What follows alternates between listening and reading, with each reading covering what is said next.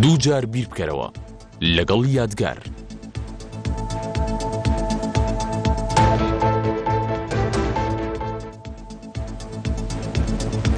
ئایا لە هەرێمی کوردستان یەکتر قبولکردن بوونی هەیە؟ ئایا جیاوازیەکانی یەکتر بەبێ مەرج قبوڵەکەین؟ لە بەبێ مەرج مەبەستمانەوەیە کە بۆ نمونە ڕەنگە کەسێک کە شوێنکەوتووی یاخود سەر بە ئاینی ئیسلام بێت بڵێت باشە من لاریم لەوە نییە کە مەسیحیەک هەبێت لە کۆمەڵگەکەی منە بژی،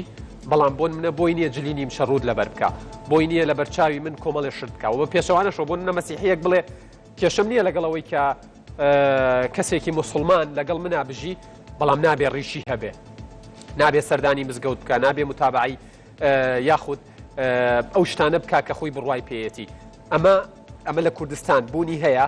شتێکەیە ناوی ڕێزگرتنی بەرامبەر و پێکەوە ژیانی ئاشتیانە بێت لە هەرێمی کوردستان. ئایا لە ئاینی ئیسلامدا کەس ناچار کراوە کە بە شێوەیەکی دیاری کراو بیر بکاتەوە یان جل بپۆشێت؟ دەوترێت لە وڵاتانی خۆراوە هەمووان بەوانەی کە پەیڕەوی ئاینی جیاوازیشن. ئەمە ڕای من نییە لەناو بەرنامەکە ئاماژەی پێم ڕای کێیە، پێکەوە دەژین. ئەم ئەزمونە تا چەندە لە کوردستان تاقی کراوەتەوە. بۆ نمونە ئەوتێت لە ویلایەتە یەکگرتووەکانی ئەمریکا لە مانگی 2010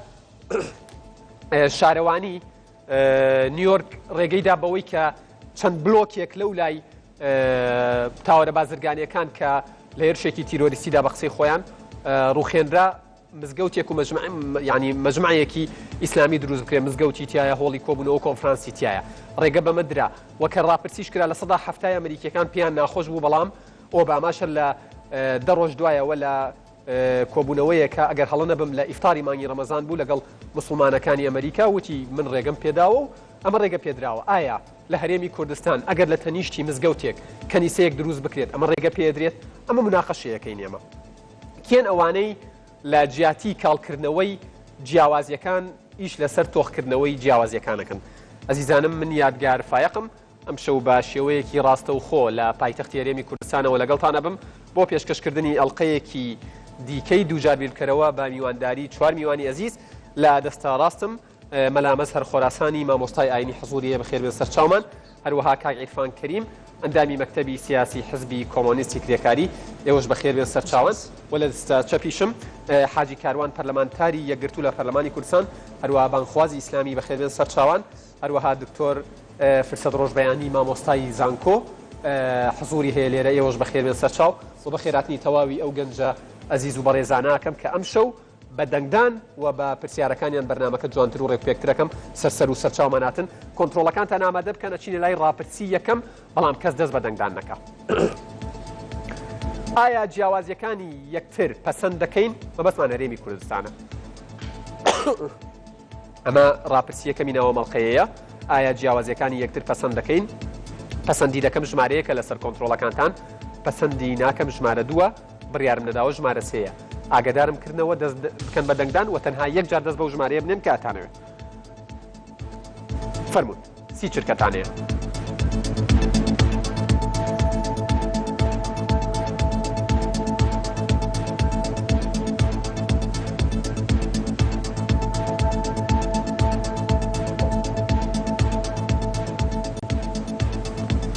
بەڵێ بینەرانی ئەزیز وەکووە بینن ئایا جیاوازیەکانی یەکتر پەسەند دەکەین؟ بەرنامەی دووجار بیرکەرەوە یاناتی لەم پرسیارە مەبەستمانەوەیە جیاوازیەکانی یەکتر بە جیاوازی ئەوەی کە کەسێک ئاینێکی دیکەی هەبێت، بیرروڕایەکی دیکەی هەبێت، بە شێوەیەکی جیاواز لە تۆ جلوبەر بپۆشێت. کاتمان کۆتاییات سوپاسانەکەم مەوەستا بۆ پرسیاری سەرەتا و دەستپێک دێمە لای جەنابتان دوای بەخێراتنەوەتان. پێت وایە لە هەرێمی کوردستان جیاوازیەکانی یەکتر قبوڵەکەین؟ بسم الله الرحمن الرحيم الحمد لله والصلاة والسلام على رسول الله وعلى آله وأصحابه وأمته أجمعين. من وكما مصايك آيني جاري باسي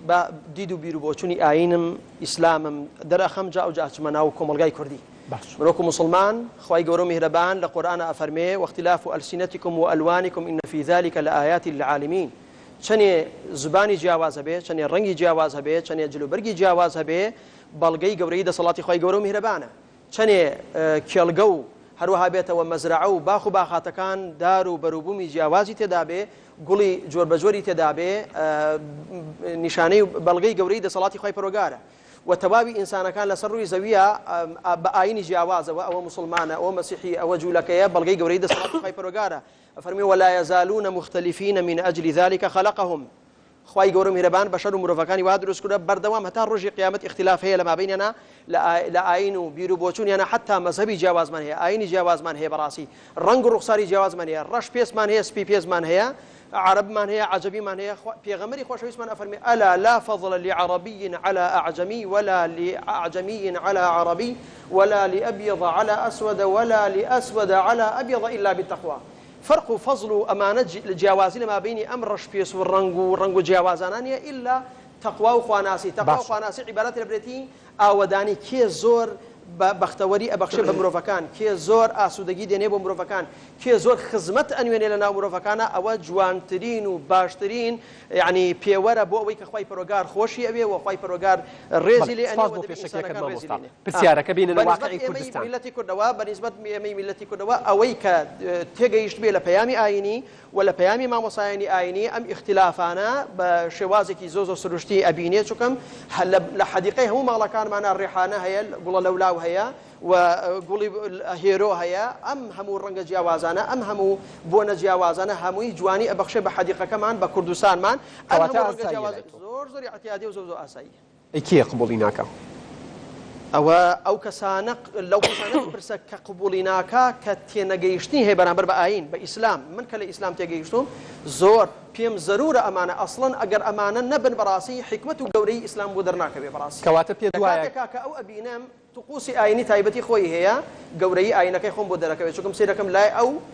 چڵک و چەپاڵی و پیس و پۆخەڵی تەقوایە لای من خۆشوشتن و دەستنوێژ و ئەمانە تەقوایە بۆم دەرەکەوێت ئاینەکەی من ئاینێکی زۆ خاوێن و جوان و باش و ڕێک و پێکە هەست ناکە ئەویش لە بەرامبەرە ئەو چڵک و چەپەڵی تۆ ناوێنەی بە پاکی بزانێت کەیفی خۆیەتی احتیاطیە حڕە ئازادە چۆن من دینەکەی خۆم لا خۆشەویستە حتمما ئەویش دینەکەی خۆی لا خۆشەویستە مهم ئەوەتانێ نە ئەو سوکایەتی بە منکە نە من سوکایەتی بە ئەو بکەم مهم لێرەیە ئەو مامۆستا ئەگەر سوکایەتی کرا عفو ئەگەر سوکایەتی کرا لێرە صراع و ململانێ و پێکدادان دروسە بێ ئەگەر صراع و ململانی پێکدادان دروسە و با من لەگەڵ ئەو برایە مەرحەباییمان هەبێ با ئەو لەگە منە مەرحەباییمان هەبێ مهم ئەوەتانی نە من سوکایەتی بە ئەو بکەم سوکایەتی بکە گەورەترین سوکایەتی تکایە ڕێگە بە با پرسیارەکەم سوپاس دەکەم لەم ڕۆژانەی پێشووە کەسێک کە بڵێن نووسەرێک بوو کۆمەڵی ڕای جیاوازی لە کەناڵێک خستە ڕوو بۆ نمونە من خوتبەی جومعەم لایە لە مینبەری خواوە پێی ئەوترێت سەگ پێی ئەوترێت گڵاو پێی ئەوترێت کێ یەکەم جار دەستی پێکرد باشە یعنی سوڵی وەلبادی وەزڵم یاکی دقە کێ یەکەم جار دەستی پێکرد بۆ شێواندی ئاساییە بۆ سوکایەتەکانی کرد ئەوە ئاساییە ئەوە ئاساییە کە پێی کراوە لكل فعل رد فعل ئاسایینی هەردووکیان ئاسایینی هەردووکیان غەڵەتە هیچ حدیثێک هەیە بڵێ العین بالعین والسین بالسن شتی وایە بۆ کوێ ڕۆی تۆ لە بیدایەت و دەست پێ بکە تۆ لە مقدمای تۆ ڕۆیشتی بۆ ئەولا لە بیدایەت و دەست پێ بکە تۆ ئەبێ خاڵ بخەیتە سەر ئەو سلبیاتەی کە یەکەم جار ئەو تەشەنوجەی دوو لەنە تۆ واز لە تەشەنوجەکە با بێن بۆ نەتیجە با لەسەر نەتیجە قسە بکەین ئاساییە لە مینبەری هەردووکیان هەڵەیە هەردووکیان هەڵەیە بەس کێ هەڵەی گەورەی کرد یەکەمیە هەتا یەکەم نەهاتە دەنگ قسەی نەکرد نەڕیشایەوە هی دوام ئێوە ئەندامی مەکتەبی سیاسی حەزبی کۆمۆنیستن و کۆمۆنیستیش لەناو مجتەمەعی کوردیە کە کەسێک بۆ نمونە پەیڕەوی ئاینی ئیسلام نەکا دەچێتە مزگەوت بڕوای بە خوا و پێغەمبەر و قورئان و ینی طقوس و سنەت و فەرائیزەکان نەبێت وا هاتووە با بە کۆمۆنیستە باشە قسەکانی مامۆستا چی خراپیتیان من نازانم قسەکانی مامۆستاوە نەزەری خۆیەتی من نەبێتە نقاشێکی شخصی ئەمە قسە لەسەر بابەتێکی گشتیەکەین با قسە لەسەر بابەتە گشتیەکە بکەین بە بڕوای من یەک مەسەلە هەیە مەسەلێکی زۆر بەرجەسەیە ئەمڕۆ لە کوردستانە بە تایبەت بە دوای شەڕی داعش و ئاوارەبوونی ملیۆنەها کەس بۆ کوردستان بە دینی جیاوازەوە بە نەتەوەی جیاوازەوە خەڵکی کوردستان سەلماندیان کە قبوڵی جیاوازیەکەن خەڵکێکی ئازادی خوازن خەڵکێکی مۆدێرن ئاشتی خوازن پێکەوژیانی ئاشتیان پێ قبوڵە هیچ مەسەلەیەک نییە بۆ خەڵکی کوردستان یەزیدیەک دراوسێ بێ مەسیحیەک دراوسێ بێ دینی چیە دینی چینیە بەڵام لە نێو کوردستان ئەمە بەنسبەت خەڵکی کوردستانە و ئەمە بە بڕای من شانازیەکی زۆر گەورەیە بۆ خەڵکی کوردستان و مێژوو ئەم شانازیە تۆمارەکە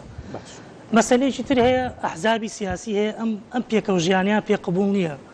بە تایبەت ئەحزابی ئیسلامی سیاسی تۆ ببینە لە خودبەکانیانە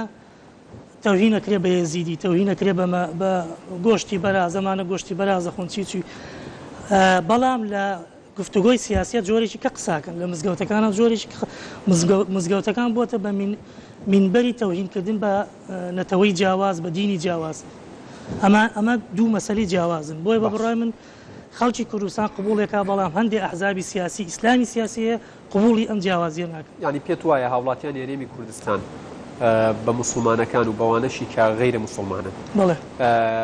دینی تر شێوازی بیرکردنەوەی تر جلوبەرگی جیاواز قبوڵەکەن بەڵام هەندێک ئەحزابی سیاسی هەن لە مینبەرەکانەوە ئەم جیاوازیە تۆخەکەنەوە بەو ئاراستەیی کە بە سلبی بکەوێتەوە بەرکەوتن ڕووبدا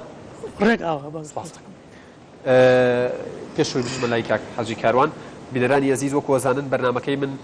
چەند خولەکێک دواکەوت چونکە چەند پێشاتێکی نوێ هەبوون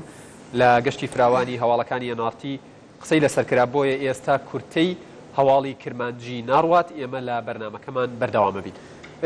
کاک حەجی کاروان ئێوە بەر لەوەی بچنە پەرلەمان بانخواز بوون باشە و هەمیشە جەنابتان ئەمە بۆی نەبێ بە وەسف و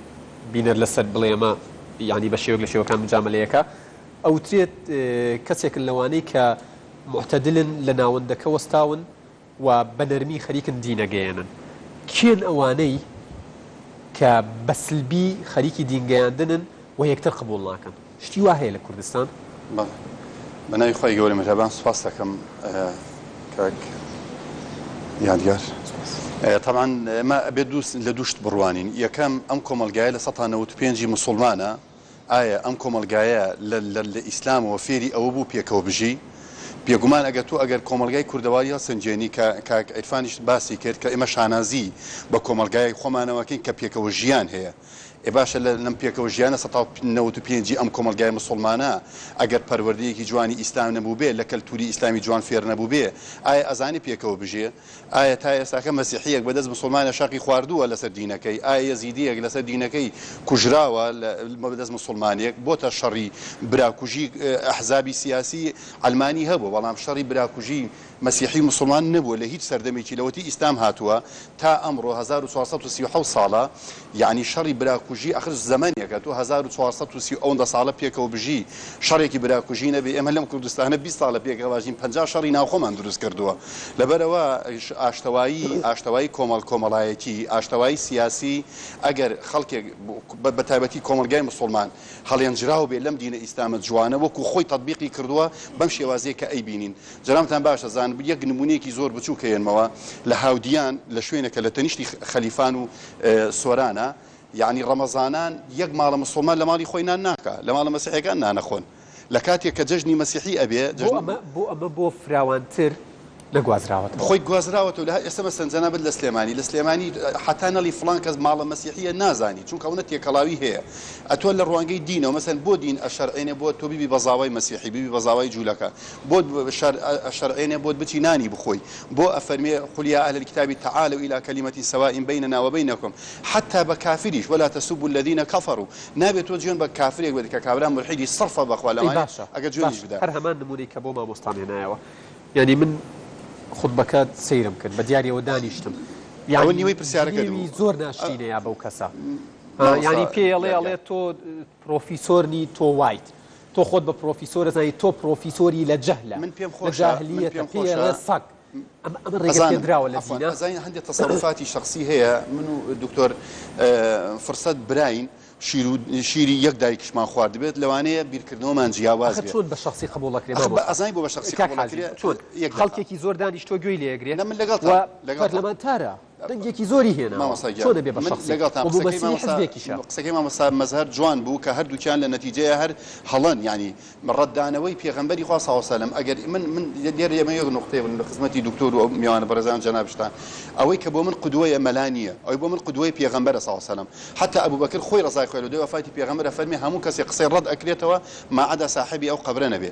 پێغەمبەری خوا صلی الله علیه و سلم تەجریحی کەسی نەکرد یەک نمونەیەک بۆ جەنابتان بێنەوە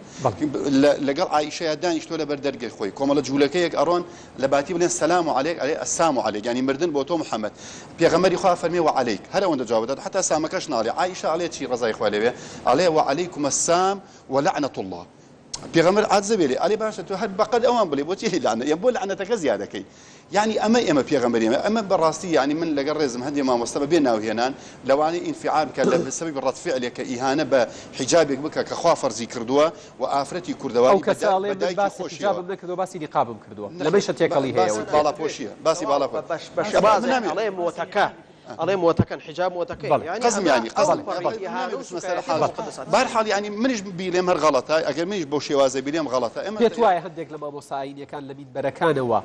ئەڵێم هەندێک لە مامۆسایینەکان لە مینبەرەکانەوە ڕۆڵی سلبیان هەیە لە تۆخکردنەوەی جیاوازیەکان و جارێ پێشەوە حەزەکەم باسی مامۆسایینی ئاینی نەکەی باسی بڵێ هەندێک لە نووسەر و ڕۆژنەبیرەکان بەڵام تەجاوزەکان وای کردووە لەوەی مامۆسایینی ئاینی ڕەد الفعلەکان بۆیە کاتی ئەو تەجاوزی کرد ڕەد الفعلەکان مامۆساکە بێتە عەدالەت بەڵێ گەڕێگەم بێ گەڕێگەم هەڵەن بەڵام لە کاتێکە ئەو زوڵمی کرد کاک حاجی من ڕووی دەمم لە مامۆستای بانخوازێکی ئیسلامیە بۆیە پێت وایە هەندێک لە مامۆستایانی ئاینی لە مینبەرەکانەوە کار لەسەر تۆخکردنەوەی ئەم جیاوازیەکەم نەکار ئەزانی چۆنە ینی من جارێکی تر یا قسەکانیان واکەوێتەوە ئاخر ئەوەی لێ ئەکەوێتەوە ئەوە خراپ ئەوەی لێ بکەوێتەوە کە مەسەر ینی تۆ بڵێ مامۆستایانی معسوومە لەسەر مینبەر نابێ ئێستا من خۆم پێم ناخۆشە لەسەر ئەو مینبەرە پیرۆزە کە شوێنی پێغەمبەر صلی الله علیه و سلم نابێت تۆ تەجریحی مقابلەکەت کەی نابێ المؤمن ليس بالطعان ولا بلعان ولا فاحش ولا بذيء يعني ناکرێت تۆ بە یەکێک بڵێ ساک لەسەر مینبەر ناکرێت چونکە ئەوە جوێندانە ناکرێت لەسەر مینبەر تۆ لعنەت لە کەسێ بکەی لەبەرەوەی شوێنی پێغەمبەر صلی الله علیه و سلم ئەکرێمە ڕەتدانەوەمان هەبێت ینی ئەمە بەرامبەری یەزدیەکان کراوە لە ڕابردووە ینی بە ڤیدیۆ تەوسیع کراوە سێرەکەی جنێویان پێ دێت حاڵەتێکە مامۆستا ینی مامۆستای سەر مینبەر ینی لە هەموو تۆ ئەگەر بڕێن بۆ بەراوردیکەی چەند خەتیبت هەیە لەم کوردستان نزیکەی 3000 و ئەوەندە خەتیبە هەیە لەم 3000 و ئەوەندە خەتیبە لەوانەیە بە پەنجەی دەست بژمێردرێ لە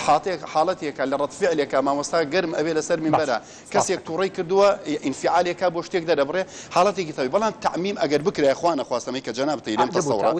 ئەزانم ئەگەر تعمیمی بکەین بۆ نمونەگە کوردستان وا بە خلالی ئەوەندە ساڵەکە بە بەردەوامی جومعە خوتبەی تایە محاضەراتی تایە ئێستاکە کوردستان یەک پارچە ئاگر یەک مەسیحی و یەک جوولەکە و یەک مارکسی لە وڵاتە نامە بەڵام ئەوە مامۆستایانی ئاینیە ئەم کۆمەلگای ڕاگرتووە سپاس دەکەم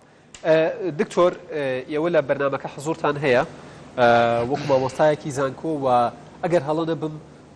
وەکو کەسێک لێرە حەزورتان هەیە کە لەگەڵ ئەلمانیەتن زیاتر لە بەڕێوەبردننی وڵات و لەگەڵەوەی کە دیل لە دەسەڵات ئەم مەسەلانە جیاب بکرێتەوە نامەوێت تاریفەکە من مبالغی تیا بکەم خۆت لە قسەکان تا دەرەکەوێت کە بە چ ئاراستەیە قساکەی هەستەکەی لە هەرێمی کوردستان ئەو پێکەوە ژیانی بوونی هەیە ئەو یەکتر قبولکردنەی بوونی هەیە ئەوەی کە ئەوی تر قبولەکات بە هەموو شێوەیەک بە جیاوازیەکانی شێوە ئێستا وای لێ هاتووە قبول بکرێت بەڵام بەمەرج زۆر سپاس بەڕای من ئێمە دەبزانین لە کێوە ئەوە دەستی پێکردیانی لە هاتنی ئیسلامی سیاسیەوە بەڕای من ئەو مشکلانە سەر هەڵدەدا ئەجینا پێشتر کۆمەلگای ئەگەر سەیری مێژووی کۆمەلگای کوردی بکەین دەبینین بەگشتی سوفی تەریقەت شێخەکان بەڕێیان و بردیە لەلایەنی دینیۆ مەلای ئاسایش هەر هەبووە ئەوانە زۆر تۆلەرانس بووینە زۆر کراوە بووینە خەڵکیان قبول کردیە و نوسوسی دینیش هەیە کە خەڵک قبول دەکا بەڵام بۆچی ئەو شتانەی ئێستا سەر هەڵدەدات سەبەبی چییە؟ سەبەبی بڵاوبوونەوەی بیری نوێیە هەر لە ناو ئیسلام ئێمە کە باسی ئیسلام دەکەین ئیسلامەکان جیان کامە ئیسلام ئیسلامی ئیسلام دینە مسلمان جیاوازی کە جەنابەت دکتۆری ئاجیایکە باش وایە بەڵام مسلمان باشتر بۆی خەڵک تێ من باسی مسلمان ناکەم ئەخ تۆری ئیسلامەکان ئیسلام دینە ئاخر مامۆستا عفو بوري قطعم كده نا زور اعتيادي بس بيستن توضيح كم إسلامي سعودية هيا تفاسير بو إسلام هيا من باسي أو نقطة هذا كم كاما إسلام دانا كاما ريتكي إسلامي لناو كمالجاي كردي بلاو ببيتوا باش لوتي إسلامي سياسيات ولوتي حزب إسلامي كانت وبال دوای راپەڕینەوە وەکو عینەیەک وەریگرین چ ڕۆڵێکی سلبیان هەبووە لە تۆقکردنەوەی جیاوازیەکان و لەوەی کە خەڵکان بدەن بۆەوەی یەکتر قبوڵ نەکەن شتی وا هەبووە بەڕای من ڕۆلیان ئەوە کەتۆوت لەگەڵ دەرکەوتنی ئەوانە لەگەڵ دەرکەوتنی ئەوان دەرکەوتنی شێوە بیرکردنەوەیەک جیهانبینیەکی نوێ دروست دەبێت لە لای کۆمەڵێک گەنج و ئەحزابی سیاسی دروست دەبێت ئەحزابی سیاسی يعني ئەحزاب دروست دەبێت لەسەر ئەساسی ئاینی وطبعا ئێستا ئەو مشکلە ئێستا ئێمە تێداین يعني مشكلة سيكولاريزم علمانية ونا علمانية لا دستور هبيت يعني لا دستور نبيت يعني مسلمان إسلام دابنين كا لخالي شاشة موابزام آية تي دابد يعني تي دام كما دستور من دبيت شو درست كردو أو كتوايا مترسية كشريعات وەکو سەرچاوی یەکێک لە سەرچاوە سەرێکیەکانی نووسینەوەی دەستور لە هەرێمی کوردستان دیاری کراوە بڕاوەتەوە ئەمە مەترسی چییە؟ خۆی هەر شریعەت و قوانینی عێراقی هەمووی لە شریعەت وەرگیرە یعنی هو حقیقەتە یعنی گەر تۆ سەیری کولیە شریعە بکەیت چی دەخوێنن هەمووی شریعەت دەخوێنن یعنی کولیەی قانون نایەن باسی فیزیا بخوێن یا باسی کیمیا بخوێن لە شریعەتە دەبێت لە بەشی ئینگلیزی قورئان ناخوێنن کولی قانون بوو کولی قانون شریعەت دەخوێنن لەبەر شریعەت دەخوێنن یعنی بزانن ئیسلام بۆ بەکارهێنانی قانون چی دەڵێ لەو نقطەیە لە وڵاتەکە بەڵام نقطەی ڕئیسیەوەی ببوورە نقطەی ڕئیسی ئەوەیە ئایا ئێمە وا بکەین دەستورێکی دینیمان هەبێ یان دەستورێکی ئەلمانی هەبێ دەستوری ئەلمانیەکە وەکو چەتر لەبۆ هەموو دینەکان بۆ هەموو کەسێک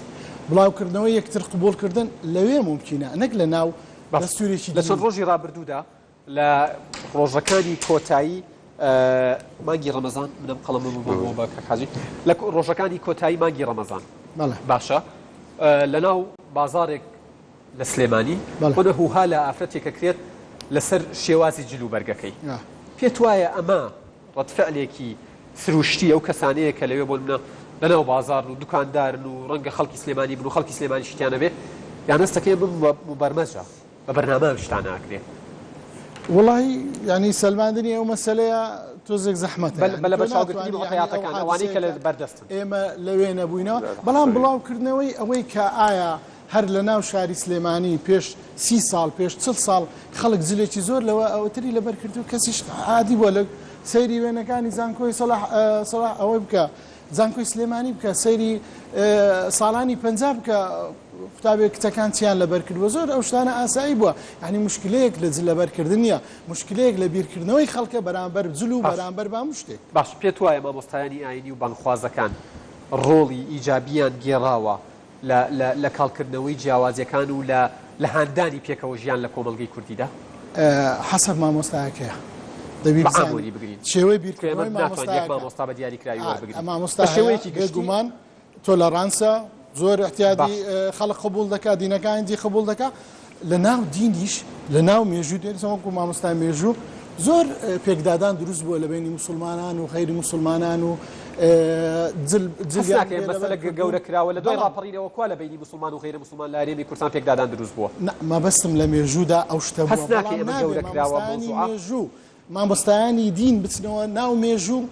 ئەو ڕیوایەتانە بێنن بۆی ئێستا دوژمنداری خەڵکی تر بکەن کە مسلمانی سپاس دەکەم مامۆستا دێمەوە لای جەنابتان هەمان پرسیار پێت وایە مامۆستایانی ئاینی و بانخوازەکان ڕۆڵێکی ئیجابی و ئەرێنیان گێڕاوە لە تۆخکردنەوەی پێکەوە ژیان و لێبوردەی لەناو کۆمەڵگەی کوردی طبیعی ئەوەی کە مامۆستا ئاماژەی پێداوەتی کۆمەڵگای کوردی کۆمەڵگایەکی فرەیە یعنی خەڵک قبوڵەکە لە ئاین و ئاینە جیاوازەکان هاتووەتە کوردستان و ئامێزی بۆ کردوونەتەوە ئەمە پەروەردەی دەستی ئیسلام و مسلمانان و منهەجە جوانەکەی مامۆسایانی ئاینی و ئەهلی عیرفان بوو کە مامۆسا ئاماژەی بۆدا لە تەسەووف و عیرفان کە لەم خاک وڵاتی ئێمە ڕۆڵێکی جوان و کارامەیان بینیوە لە پەروەردەکردنی تاکەکانی کۆمەلگا بۆیە بە درێژایی مێژوو لە کوردستانی ئێمەدا ئەو سیراع و ململانەیە ئەو پێکدادانە دروست نەبووە بە ئەو پەڕیشانازیەوە ئەمە یەک دووهەم کە باس لە سیستەمی علمانیت ئایا دەستورێکی علمانی بیا ئیسلامی علمانی ئەگەر چتر بێ هەموو ئاینەکان جێبکاتەوە خۆ ئێمە نە دەستوری ئاینیمان هەبوو نە دەستوری علمانیشمان هەبوو ئەم خەڵکە هەر پێکەوە ئەژیا و هیچیش مشکلەی نەبوو لەو کاتەوە علمانەکان هاتن خۆیان زەق کردەوە ئێمە گرفتمان بۆ دروست بووە خەریکە پێکدادان دروستە بێ بەڕاستی لە یعنی تۆ ئەوان بە هۆکارەزانی هەمانە تەجربە هەمانە شەڕی ناوخوامی علمانەکان بەڕاستی پێکدادانی مابینی ئەوانەی کە فکری ئازادی خوازی ئەوانەیان هەبوو پێکدادانە دروست بوو لە کوردستانە وئیلا شەڕێکی بەڵام خەیرەدین نەبوون یەکێکیان شەڕی نەکرد بەناوی بڵێ کاکە من موسڵمانی یا ئیسلامی شەڕی کردبێت الحمدلله کەیەکیان بەناوی موسڵمانەوەی کردێ هەمووی چکم بەناوی ئیسلام کرا ئیسا ئەشکاوە بەسەرمانە ئەیان ئەها چیتان کرد بەهەر حاڵ سوپاس بۆ خوا الحمدلله ئەمە یەک دووهەم مامۆسایانی ئاینی وەکو عەرزم کردی ڕۆڵێکی زۆر جوان و کارامەیان بینیوە ئەوەی کە تۆ باس کرد نمونەیەکی بەسیطی هێناوەتەوە مامۆسایەک لە مزگەوتیا وا ئەڵێ بە فڵان کەس سەد لە ناو مزگەوتەکە ئەو پەڕی هەزار نەفەری تێدا نییە باشە بۆ یەقی ئەو بەناو ڕۆشنبیرە ناگری کە لە فەزاییەکە بە مەلاین خەڵکی گوێی لە قسەکانێتی لە کاتێک کە مامۆستا سوکایەتی بە یەک شخص گرۆپی سەگ لەگەڵ ڕێزما ئەو سوکایەتی بە لەسانەوە پێنجی خەڵکەکە بۆ ئەو ئازادی داتایەکتان لایە مامۆستا هیچ داتایەکەیە کە لە 195 کۆمەلگەی کوردی موسڵمان بێت چ داتایەکە هەیە ئەو ڕێژە نەبێت باش من یەک داتای بەس داتایەکە بێت عینەیەک تێمێ تۆ پرسیار لێ کردم با لە ساڵەوە بێت پرسیار لێ ئەغلبیەت موسڵمانە باشە خۆ ئەغلبیەت موسڵمانە معقولە تۆ باشە با سیکۆلار یەک دقە باب ئەخە تۆ پرسیارێک سیستەمێکی سیکۆلار بێنی بیسەپێنی بەسەر خەڵکێکە لە سا 85 موسڵمان بێت لە سا 95 موسڵمان کەی ئازادیە لە ڕاپرسیەکە لە سایتی NRT کراوە لە ڕاپرسیەکە لە وێبسایتی NRT کراوە ئەڵێ ئایا تۆ چ ئاین و بیر و باوەڕێک پەیڕەو دەکەیت لە هەرێمی کوردستان ئەم ڕاپرسیە 33802 کەسیان ئیسلامیان اختیار کردووە کە ڕێژەی 58.39 ئەکا لە سا زەردەشتی تایە 2.2 یەزیدی تایە یەک کاکەی تایە یەک مەسیحی تایە 4.52 لە بەرامبەرە 18249 کەس کە ڕێژەی 31.52 کە ئەڵێ باوەڕم بە هیچ ئاینێک نییە ئەوترێت لە ڕابردوودا لە هەرێمی کوردستان حەزەر ئەکرالەوەی کەسێک بڵێ من بێ باوەڕم ئەگەر باوەڕیشی نەبووە لەبەر خاتری دایکی لەبەر خاتری باوکی لەبەر خاتری دراوسێ و کۆمەلگەکەی ئێستا کار چییە کە بەڵامڵێن ئێمە باوەڕمان وەڵامتە دەمە باش زۆرم پێ عەجایبە تۆ کۆمەلگایەک بە ملوانی ببینی نەیخوێنیتەوە کە لە ساچەنێکی موسڵمانە بێ داتایەکەم بۆ دەربێنی لە ئەتەرنێتا بە ڕەش و سپی بیخوێنیتەوە بڵێ کە لە سا ئەوە نەرم بلەوەنەکە باوەڕ ناکەی بە ڕەش و سپیەکە باوەڕەکە بلەوەنەکە چییە تۆ پێم بڵێ بلەوەنەکەم پێ بڵێ صافون هذه إحصاء رسمي للنفوس هي خواص هي بالي طبعا شنو سطح لاين كم لنود ونود بينج لود بونود بينج بفي إحصاء بالي في إحصاء رسمي مسلمان بالي أويك موظفەکان وسێ مسلم أخي خوينا أخي نانا تو بيد ناخذ لك تذكرة مساوي لا نفسه نايم هەویەکی دینی هذا دايري إحصاء بەڵێ نووسرا ناوی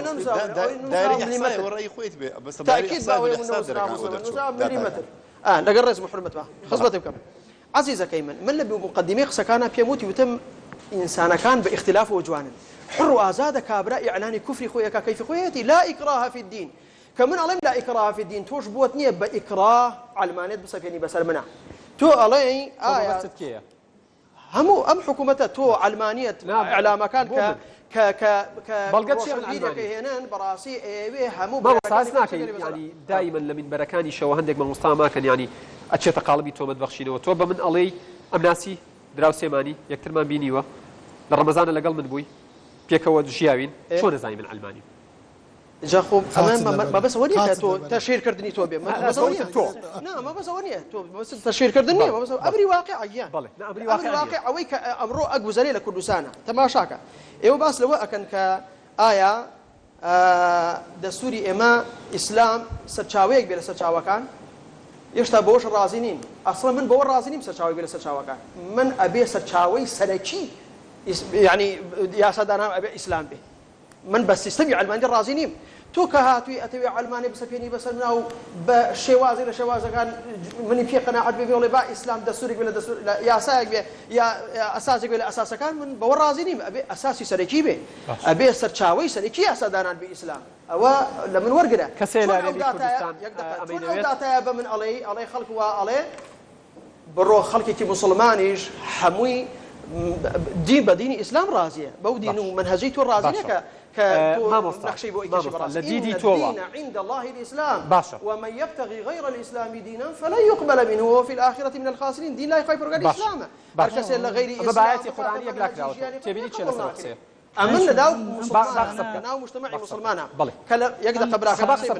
من لناو مجتمعي مسلمانا بس توي ليلي برنامجك إسلام يا ساي سلكي منا بلام توي كعلمانية لملاتاجي بايع ساي يقدر تشبو تايبت بتايبت بيدينا كان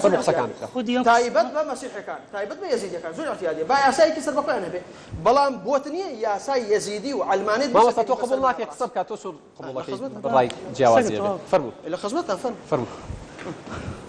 زايد شلون أنا قصانا أخوي يسلمني كم جوازي بي قبول نية على من علمانية قبول ماكم لا يقبل منكم غير الإسلام دينا أخوي من أقل دي وخاني قما بسيو شار مع مصاي آيني لتجد داني شيء سمن هاتم رجيب يا بيق سكيب باق سكيب أما أخوي يسلمني قصانا يسلمني كأو جوازي قبول نية جوازي قبول نية أوي أمانة زايد شلون يا ريب إحساساتي خلقك أوي كحاجية للسطا نوتقينجي خلشي كردستان مسلمان أمش هدف من دانا يعني هويتي شي ديني بس خلشي كردستان فرس كان ودي أو إحصائية يسلمني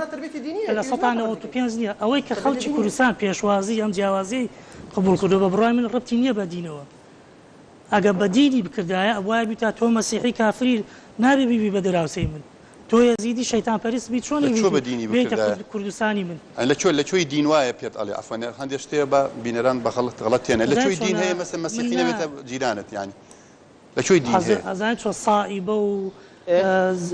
أزار هموي عبدة النار وآقر باريس هزار يبدأ استواجت أنا أبو جوازي كني بلبين إنسان كان غلط ولا كاك جنب بريسترين إنسان الإسلام بريسترين إنسان ولا قد كرمنا بني آدم نيوتو بني إسلام حرصا بريسترين بني آدم ما مستاجنا أما لن يقبلوا منكم غير الإسلام لو باسي قيامته ما مست أو باسي قيامته عفوا لا أخوي خوش بالي ما مستاج باي جناب دا قال لي أنا ملاش كبين الأولاد عفوا كاك عرفان نقصك كاك عرفان جان ما مستاج باسي قيامتي ما قال لي أنا بس راسي كمان لا أخ بس تفسيرات بكي برجوندي سياسي عفوا ستولي ميواني بغلط يبقى بينران بابا غلط يعني بيس مو بدراسك ما مستاج هوايتنا وتباسي قيامته وفنوه في الآخرة من الخاص علمانية بيا رفزة بزماني خويا يتوجه إسلام رفزة لا أنا من باسي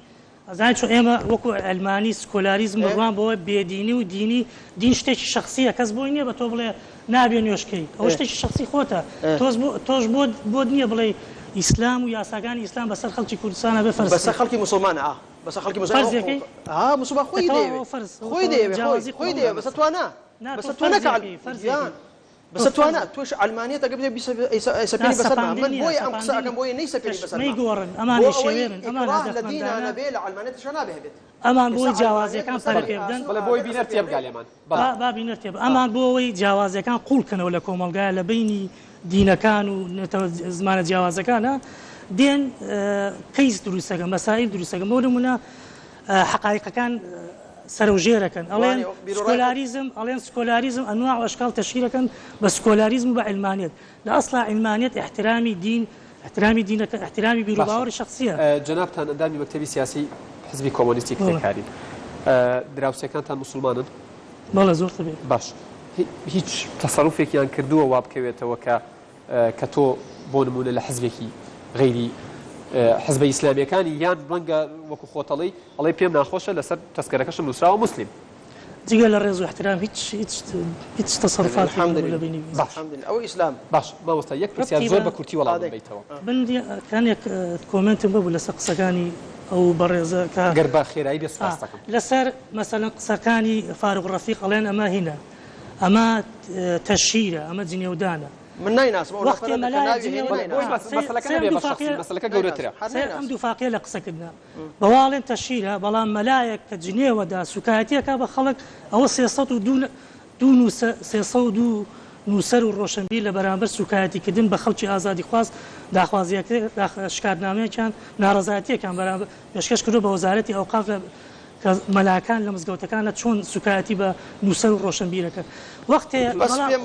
کاگەفان پێم بڵێ ئێمە شکاتی خۆمان لای کێ بکەین کە ئێوە سوکایەتی بە مقدساتی ئێوە تەشویشەکەن ئەی گۆڕن خەڵک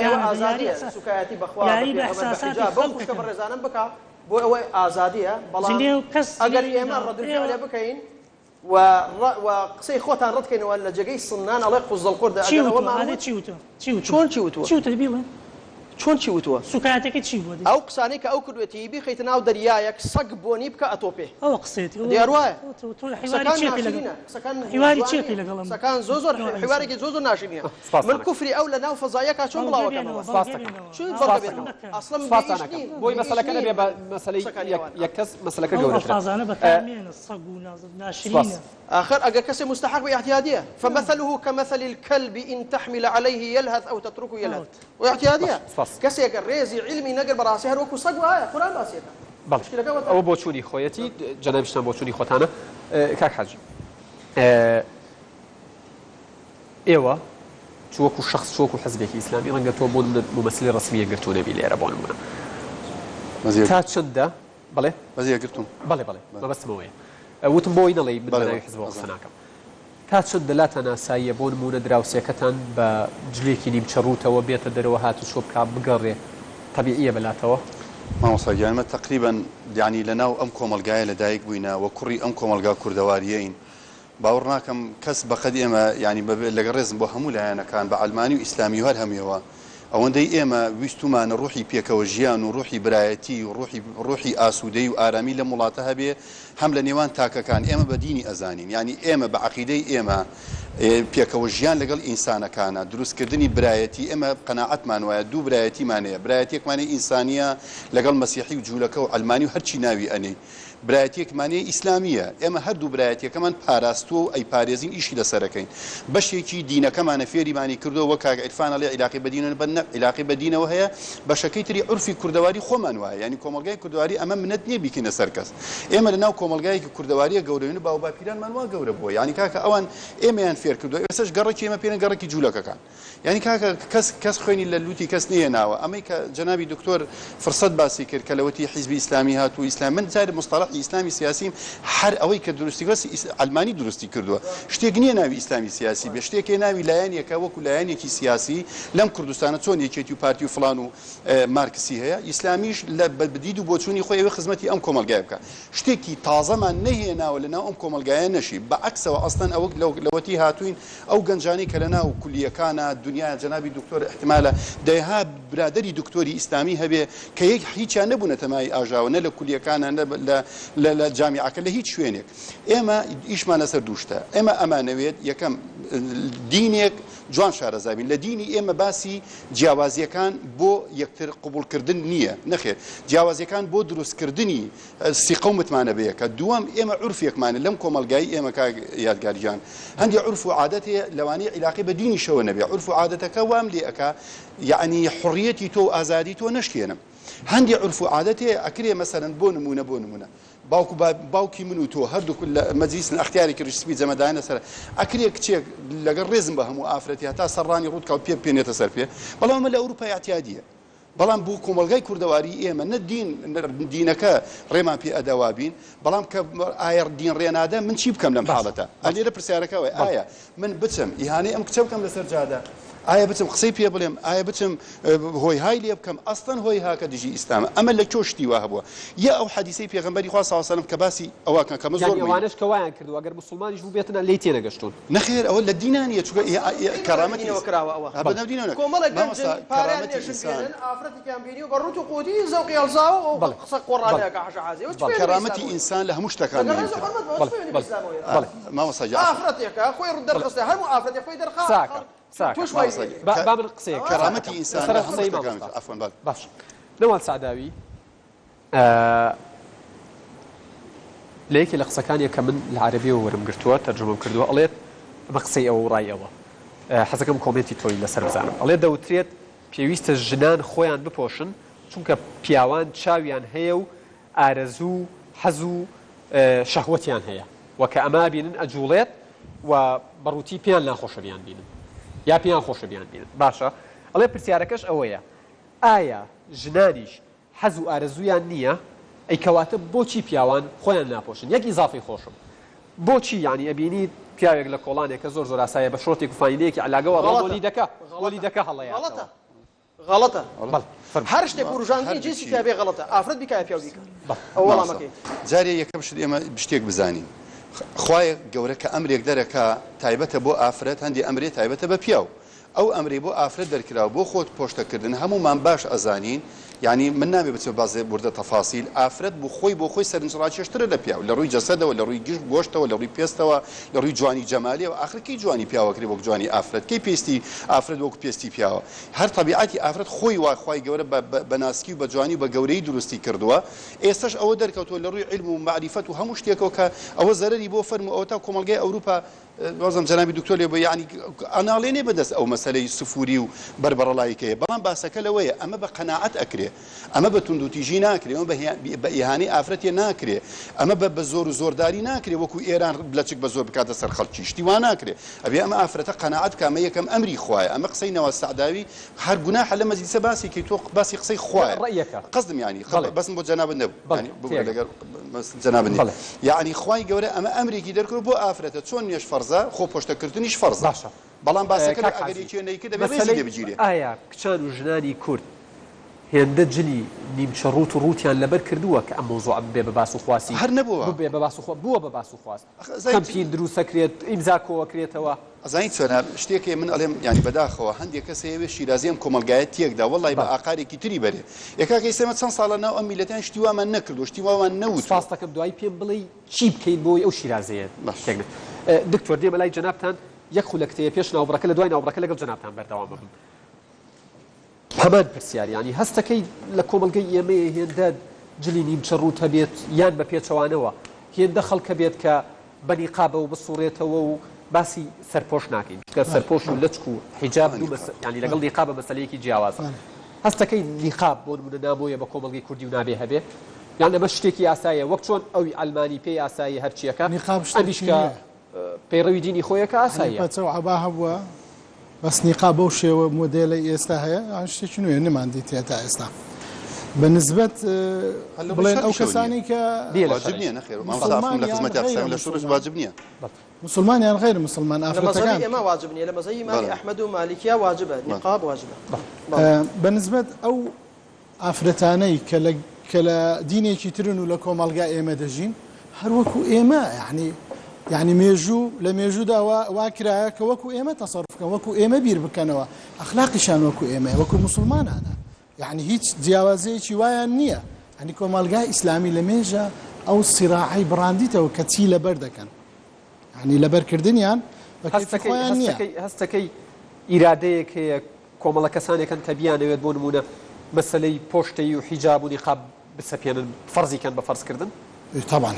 هەیە ئیشی بۆ دەکرێ حیجابی بەلا شتە و زە دەکرێ ئەو شتانە هەیە ینی زۆر تەژ دەکرێ بەنسبەت ئەوەی زۆر بە کورتی حاجی نقطەی ئەوەی کە حاجی باسی کرد کە لە ئەوروپا ئافرەت ینی بڵێ مشکلان ئەوەیە کە بەدەست فورەوە دەناڵێنن 20 ساڵ لە ئەڵمانیا بوویمە وا نابینم یعنی لە باتی ئەوەی ئێمە ئەوەندە ئافرەت دابپۆشین تۆزێ پیاوەکان بەخلاقتر بن باشتر نییە تۆزێک پیاوەکان سپاس دەکەم بینەرانی ئەزیز ناوبڕێک وەرەگرین لە دوای ناوبڕەکە بە پرسیاری ئەو میوانە بەڕێزانە و بە گفتوگۆی سەرمێزەکە بەردەوامە بینەکەم.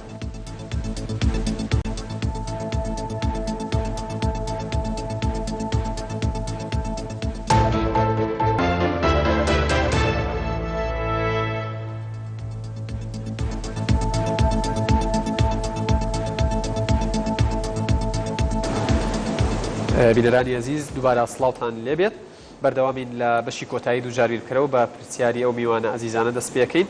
کاک بڕیار فەرموو. خوێندکاری پەیمانگە پرسیارێکم بۆ مامۆستایە زۆر تاکیل لە سۆی کردەوە کە لە 1995 کۆمەڵگەی کوردی موسڵمان و دەڕێ دەستوری شەر دەبێت لەسەرەوەی بی بەڕەهایی کە موسڵمان دەستوری لە سۆی فەرز کرد ئێ باش ئەمە دوو عزمانەیە ئەلمانینە دەنجڕهای خەڵکی کوردستانیان لێە مەبەستم ئەوەیە ئەوە بەز ڕقەمە ئەو لە 1995 پرسیارەکەت مەبەستم ئەوەی ئەوە بەز حەز ناکە ئەوە بەز ڕقەمە لە 1995 بەز لەسەر نفوسی ئەگەر نا لە 1995 موسڵمانی زۆربەی بە دوی فکری ئەلمانی باش پرسیارشم بۆ کاغازی زۆر بە خێرایی بێ سوپاس دەکەم مەبەست ئەوە ئیسلامی مۆدێرن ئەو حزبە ئیسلامی خۆیان گونجاندووە لەگەرەمە و خاڵانێک کە لە ئەڵمانیەتدایە مایکەکە نزیکەیتەوە وەرک نەبێت خۆیان گونجاندووە لەگەم و خاڵانێک کە لە ئەڵمانیەتدایە بۆ نمونە ئێستا هەلێرە تەمەشا دەکەی ئەوە باوەڕی بە ئازادی تا کەس و هەموو ئەو پێکۆژیانە هەیە کە لە باش پرسیارەکەت هەمان تکایە هاوڕێیان جەنابی شتکاکە بڕیار ڕوونکردنەوە بە پرسیارەکان مەدەن کاتی ڕوونکردنەوەمان نییە بەس پرسیارەکەت پێی سوپاس دەکەم بە تاکیدی پرسیارەکە کە بیکە ئەگات پرسیارەکە ئەوەیە بەڵێ پرسیارەکە چی بوو پرسیارەکە گەشتۆ مامۆستا پرسیارەکە ڕای چییە بەرامبەر ئەو چەمکە ئیسلامی مۆدرن سوپاس کاک سەربەست مایکەکە بگاتە لای کاک سەربەست فەرموو بەناوی خۆی بەخشندەوە میرەبان پێشەشی دەستخۆشتان لێ دەکەم یەک پرسیارم بۆ مامۆستا مەلامەسەر کە تۆ باسی ئازادی کەسایەتی دینی ئیسلام دەکەی بۆ منە کەسایەتی دینی ئیسلام ئایا پێت وایە لە ڕووی کولتورەوە زۆر بازەکە کەسایەتی دینەوە لە ڕووی کولتورەوە باز دەکە ئایا لە ڕووی شەرحەوە چۆن دینی ئیسلام باسی ئازادی مسلمان کردووە کە ئێستا بەداخەوە لێرە باز دەکات کە بۆ منە کەسێک ئەلمانیە و کەسێک ئیسلامیە دینی ئیسلام کەنجێک ئەو شانێ بەکارهێناوە سپاس بەبەستێ گەیشتووە تێنەگەیشتم وەکو بۆ منە ئیسلامی و کەسێک ئیسلامی و کەسێک ئەلمانیە ئەم وشانە چۆن بەکاراتەوە دینی ئیسلامیە وشەی بەکارهێناوە وشەی پرسیارەکەیەوە بوو ئازادیش لە ڕووی شەرعەوە چۆنە کاگرێدار باش دەستخۆش لا ریزی دووەمە ئەرک نەبێ مایکەکە بگاتە لای مایکەکەی جەنابیشتان بگاتە لای نوحاخان ئەرک نەبێ لە سەرەتا بەناوی خوای گەورە میرەوان ئەگەر هەرسیتە سەر پێ سوپاس دەکەم سەرەتا بەناوی خوای گەورە میرەوان دڵخۆش کردم کە ئێستا کاتێزاشون چار بیر و ڕای جیاوازە سەر یەکتی وەدەین بەڵام ئێمە لەوە گرنگترەوەی کە ئیسلام ڕێی پێدا هەموو سەربەست ئێستا کار لەسەوەی بکریتن ئەو برا پێشمەرگانێک کە لەژێر دەستی دەسەڵاتی داعشدا بەدی گیرا باشترینەوە نییە کار لەسەوەی بکرێت کە بگەڕێتەوە دوو لە تەشهیر و دوو لە هەم شتێک زۆر پرسیارەکەت بۆ کێ بە دیاریکراوی بۆ چواریان باش لەگەڵ ئەم مەوزوعە هیچ مەوزوعێکی پێ هیچ ئیسفادە بە کوردستان و کۆمەلگای ئەمە ناکە دەبێ هەمومان دەنگمان لەگەڵ دەنگی پێشوەرگا بێت دەستخۆش بۆ جەناب من یەکەم کەسم کە لەگەڵ جەنابتم ئیعلامەکانمانی ئێمە بەڕاستی بەس بۆ تێک بەردان خەریکن بەڕاستی لەگەڵ ڕێز و حورمەت ئەوە هیچ جوابت نادەمەوە فەرموو بەرنامەکانی هێناڵتی لەسەر پێشمەرگە و لەسەر خەمی پێشمەرگە و لەسەر پێشمەرگەی بەدبەخت و هەژار و لەسەرەوەی شەهید دەبێ هیچی بۆ ناکرێت و لەسەر بەسەرکردنەوەی ماڵی پێشمەرگە و سەنگەرەکانی پێشمەرگە وەڵامە بۆ جەنابەت فەرموون واخان ئەگەر ئەم بەرنامەش لەسەر ئەو بایە قبول مەکرد هیچ بەرنامەیەک لەو بەرنامە منیتیان نەبووە بەڵێ فەرموو ڕاست لەگەڵتان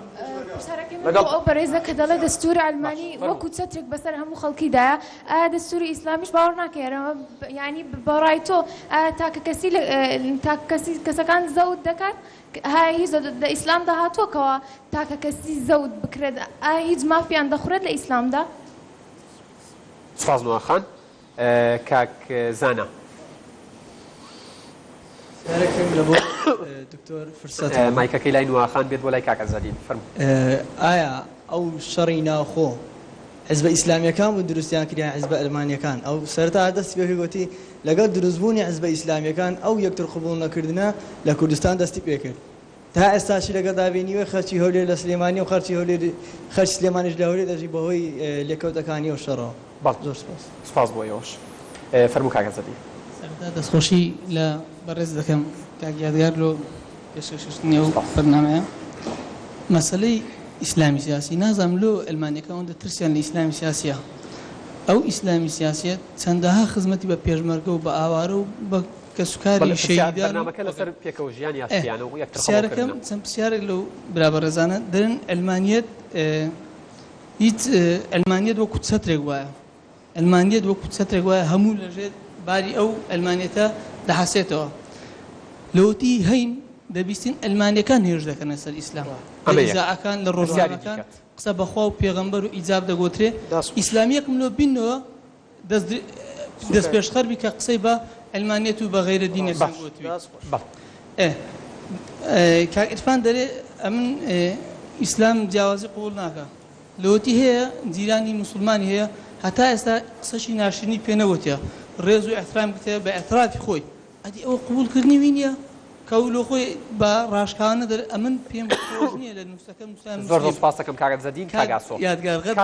غەدر لێ ناکەم ئینشاءڵڵا غەدر لێ ناکەم هەر کاتی دوو پرسیارە ئەگەر بڵێم بیکەی بە سێ پرسیار ئەو کاتە غەدر لە میوانەکانەکەم فەرموو ئاسۆنوەر قوتابی زانکۆ ئەگەر ئەستیتە سەر پێ ئەرک دەبێت پرسیارەکەم بۆ کاک عازی یەک تۆزمایکەکەشت نزیکە پرسیارەکەم بۆ کاک عازی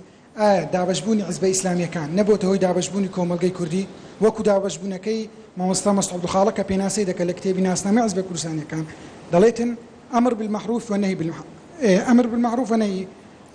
هەندێک حەزبمان هەیە ئەمر دەکە بە چاکە هەندێکمان هەیە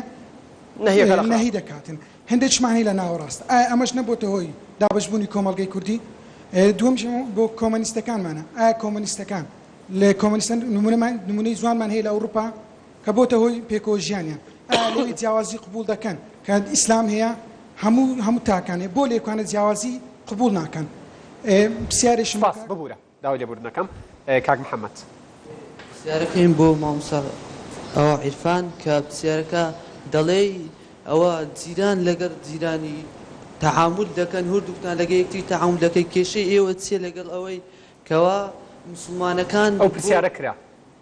بەرێ ئەو پرسیارە پێش جەنابەت پرسیارێکی جیاواز بکات بۆچی ئێوە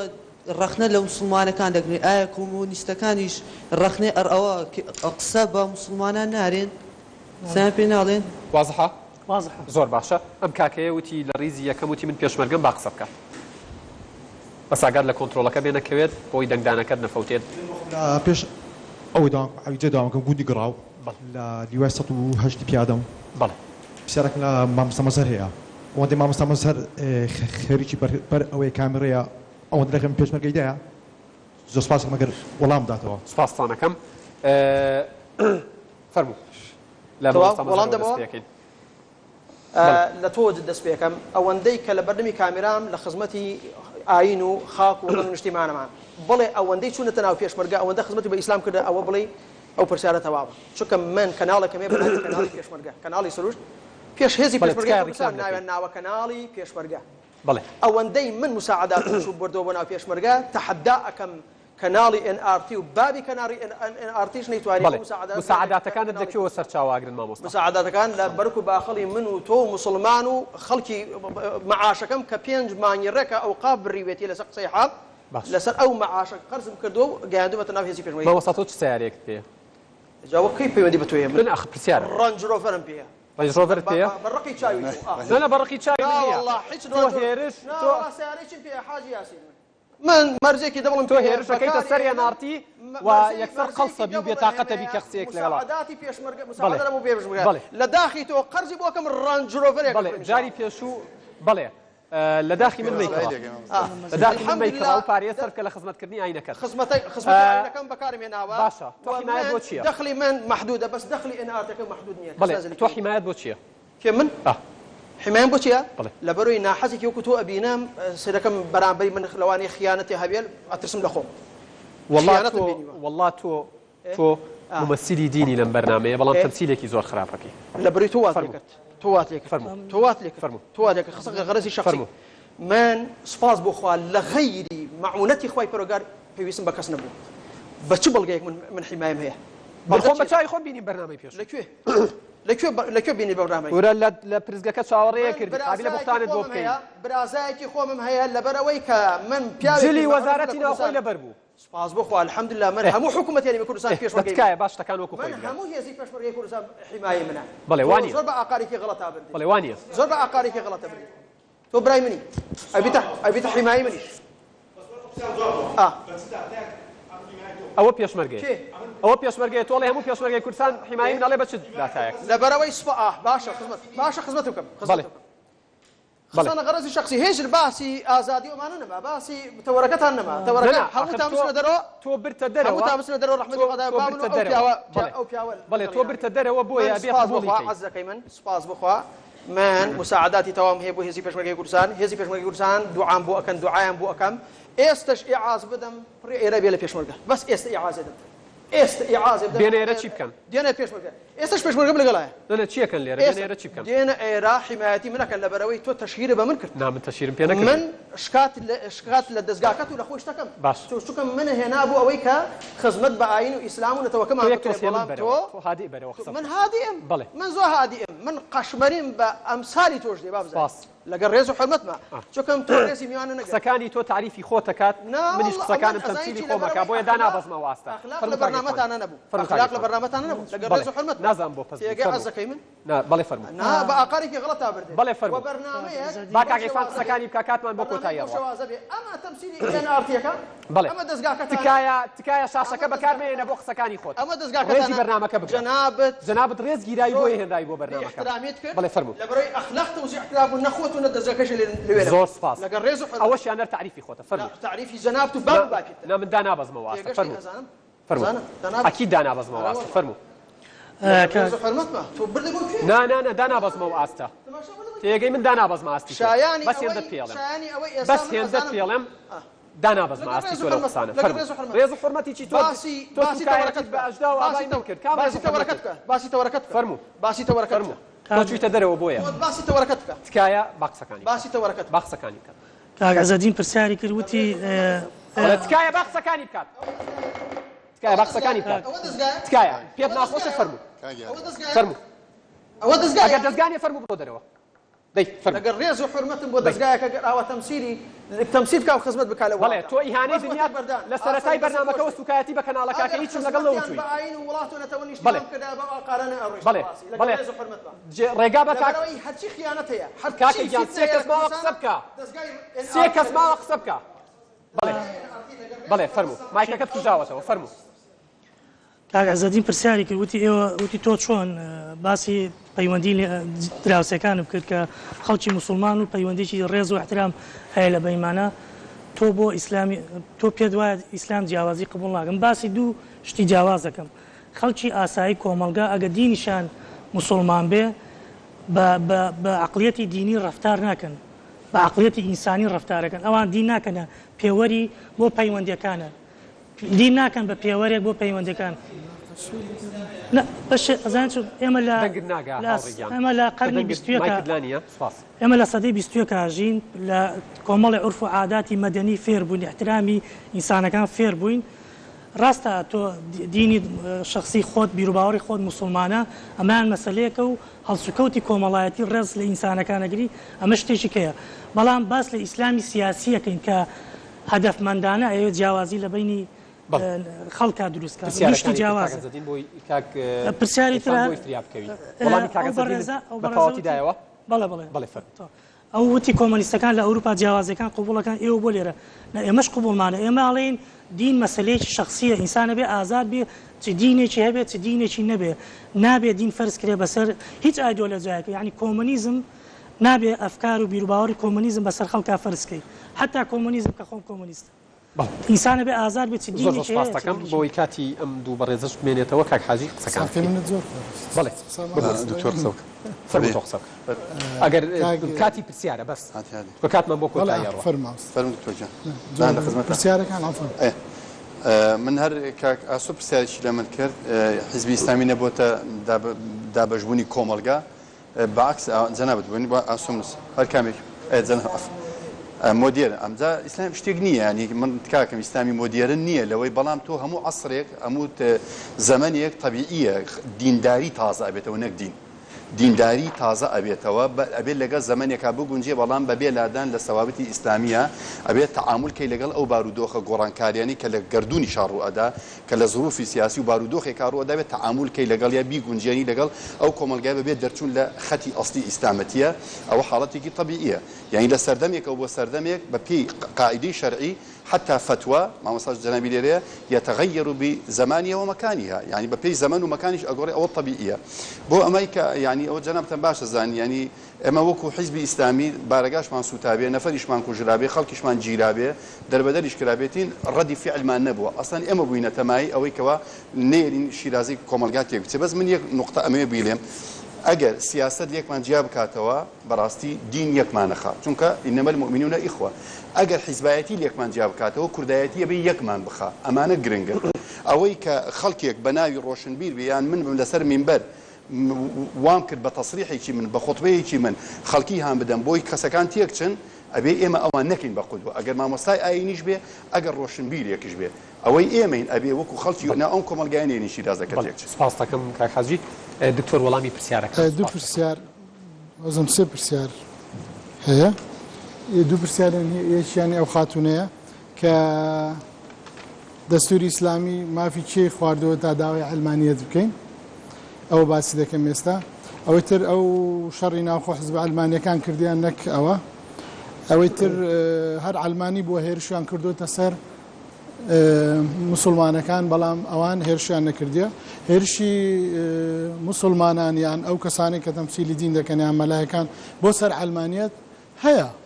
نمونە ئەوتە مامۆستا ئەمەلا مزەر ینی هەر لە بەرنامەکە خۆی ینی پێویست ناکە دوور بچین ئەوە یەک دووەم ئەو خاتونە کە پرسی ئایا ئیسلام چەند ئێمە باسی بەگشتی باسی ئەوە دەکەین چی یاسایەک بۆ خۆمان دابنێن لە دەوڵەتانی دنیا هەمووی ئێستا یعنی 20 لە سەتای وڵاتان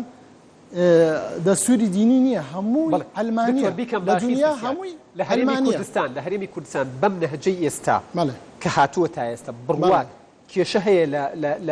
لە ژیانی نێوان تەواوی پێکاتەکان و لە پێکەوە ژیان و لە یەکتر قبولکردن بەم نەهجەی ئێستا بەڵێ لەبەرەوەی بەڕای من ئەو پێشکردەوەی مامۆستا باسی کرد قسەیەکی جوانی کرد مامۆستا حاجی کاروان کە ئێمە وابووین ئەو سلمیەتە لە کارکردن شتێکی جوانە ئیگار ناکرێت بەڵام ئایا هەموو حزبێکی ئیسلامی وەک ئەوە هەمویان وەکو ئەو بیر دەکەنەوە ئیسلامی سیاسی نەبوویت یعنی وەکو دینەکانی تر نەبوویتە یعنی سیستێمێک حتا مثلا بڵێن شیعە وەکو سونە نییە نەبوویتە منەظەمەیەک هەموو شەکانی ڕێک بێ یعنی هەر یەکێک لە شوێنێک قسە دەکا بۆ نمونە خودبەی جومعە یعنی هەر مەلایەک بە کەیفی خۆی قسە دەکا یعنی باگراوندی چییە ئەوە بە خەڵکی دەڵێ زۆر سپاس دەکەم هاوڕێیان دەنگت ناگات دەنگت ناگات بەڵێ فەرموو کاتی ئینە کاتی دەنگدانە کاتی دەنگدانە کاگەیفانی ژووتی تعلیقمەی وتم کاتت نەماوە فەرموون بچنە لای دەنگدانەکە بەڵێ تکایە کۆنترۆڵەکانتان ئامادە بکەن ئەچینە لای دەنگدانی کۆتایی ناو بەرنامەکە کاتم نەماوە ئایا جیاوازیەکان یەکتر پەسەند دەکەین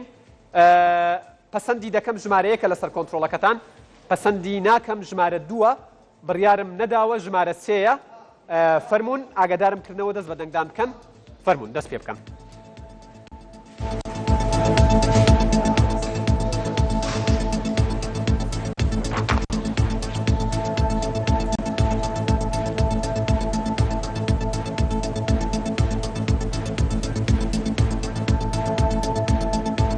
کەمتر لە 10 چرکەمان ماوە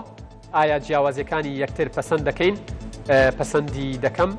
پەسەندی ناکەم بڕیارم نەداوە دەنگدانەکە کۆتایی هات وەکووە بینن لە 80% ئەو بەڕێزانەی لێرە دانیشتون کە عینەیەکی کۆمەڵگەی کوردین بە جیاوازی بیرروڕایەنەوە ئەڵێن بەڵێ جیاوازیەکانی یەکتر پەسەند دەکەین و 20% ئەڵێت پەسەندی ناکەم و 0% بڕیاری نەداوە تکایە ئەنجامی ڕاپرسی یەکەم وەکو لە ڕاپرسی یەکەم ئابینن 53% ئەڵێت جیاوازیەکانی یەکتر پەسەند دەکەم و 13% ئەڵێ پەسەندی ناکەم 34% بڕیاری نەداوە تکایە ئەنجامی هەردوو ڕاپرسیەکە وەکووە بینن سەبارەت بەو پرسیارەی ئایا جیاوازەکانی یەکتر پەسەند دەکەین لە ڕاپرسی یەکەمە 53% ئەڵێت پەسەندی دەکەم لە ڕاپرسی دووهەمە ئەم ڕێژەیە بەرز بۆتەوە دوای گفتوگۆی ناو بەرنامەکە بۆ 80% لە ڕاپرسی یەکەمە 13% ئەڵێت پەسەندی ناکەم ئەم ڕێژەیەش بە 7% بەرز بۆتەوە لە ڕێژەی یەکەمە 53 تقریبا 27% زیادی کردووە بووە بە 20% و بڕیارم نەداوە لە دەنگدانی یەکەمە 34% بووە لە دەنگدانی دووهەمە بووە بە 0%. سوپاس بۆ دکتۆر فرسەت ڕۆژبەیانی سوپاس بۆ کاک حاجی کاروان سوپاس بۆ کاک عیرفان سوپاس بۆ کاک مەلا مەزهەر کە بەرنامەکەی جێهێش سوپاسی ئامادەبوونی تەواوی ئەو بەڕێزانە شەکەم لە بەرنامەکە تا بەرنامەیەکی دیکە ماڵتە ناوەدان و بەخوای گەورەتان ئەسپێرم.